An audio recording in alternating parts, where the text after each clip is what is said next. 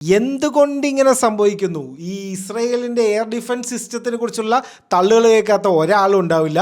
Multi layered ആയിട്ടുള്ള air defence സിസ്റ്റമാണ്. ഹമാസിൻ്റെ ഷോർട്ട് റേഞ്ച് മിസൈൽസ് വന്ന് അത് ബ്ലോക്ക് ചെയ്യാൻ അയൺ ഡോം ഉണ്ട്. മിഡ് റേഞ്ച് വന്നു കഴിഞ്ഞാൽ തടുക്കാൻ ഡേവിഡ് സ്ലിംഗ് ഉണ്ട്.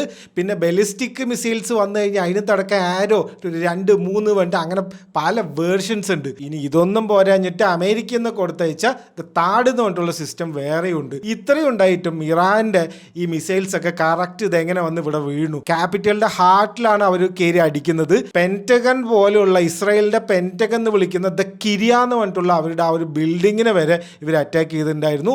അവരുടെ ആ IDFന്റെ ബാക്കിയുള്ള കാര്യങ്ങളൊക്കെ തീരുമാനിക്കുന്നതും അത്രയും അവരുടെ ഇമ്പോർട്ടൻ്റ് ആയിട്ടുള്ള ബിൽഡിംഗ് ആണ് ദ കിരിയ.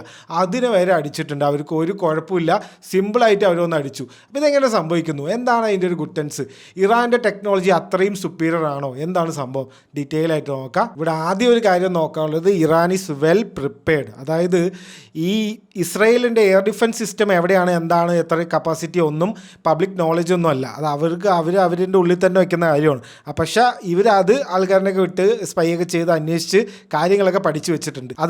അതാണ് നമ്മളിവിടെ കാണുന്നത്. ആക്ച്വലി താഴെയുള്ള ഈ അയൺ ഡോമും മറ്റൊന്നൊക്കെ ഡിസ്ട്രാക്ട് ചെയ്യാൻ വേണ്ടിയിട്ട് കുറേ ഡ്രോൺസ് വിടും. ഈ ചീപ്പായിട്ടുള്ള ഡ്രോൺസ് ഉണ്ടല്ലോ, അതിങ്ങനെ ചുമ്മാ വിടും. അത് പൊട്ടിക്കാൻ വേണ്ടി വിടുന്നതാണ്.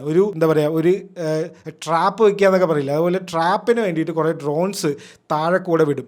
പിന്നെ മുകളിലൂടെയാണ് ഇവർ ഈ ബലിസ്റ്റിക് മിസൈൽസ് ഒക്കെ വിടുന്നത്. ഇറാൻ മാസ് പ്രൊഡ്യൂസ് ചെയ്ത് വെച്ചിട്ടുണ്ട്.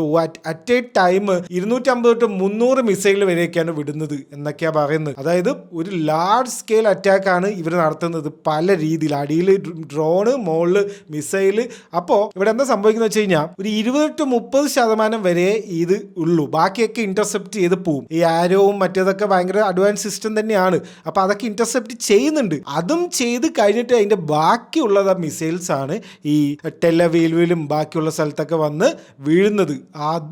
അതുകൊണ്ടാണ് നമ്മൾ ഈ കാണുന്ന വീഡിയോസിലൊക്കെ ഈ മിസൈൽ വന്ന് വീഴുന്നത്.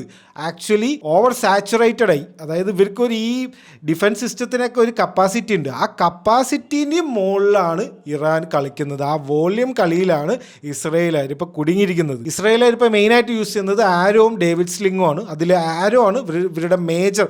ഈ ബലിസ്റ്റിക് മിസൈലിനൊക്കെ ഇന്റർസെപ്റ്റ് ചെയ്യണമെങ്കിൽ ആരോ തന്നെ വേണം. അപ്പോൾ ഇതിൽ ഒരു 4-5 എണ്ണം വിട്ടാലൊക്കെ ഒരു മിസൈലിന് അവർക്ക് ഇന്റർസെപ്റ്റ് ചെയ്യാൻ പറ്റുന്നുള്ളൂ. നമുക്ക് ഈ മുകളിലുള്ള വീഡിയോസിൽ കാണാം. കുറേ മിസൈൽ വിടും, എന്നിട്ട് അതിൽ ഏതെങ്കിലും ഒന്ന് ഇന്റർസെപ്റ്റ് ചെയ്തു. അതാണ് ഇപ്പോൾ അവിടെ നടക്കുന്നത്. ഇതുകൊണ്ടാണ് ഇറാൻകാർ ഇത്രയും ഡാമേജ് ഇസ്രയേലിൽ വരുത്തുന്നത്.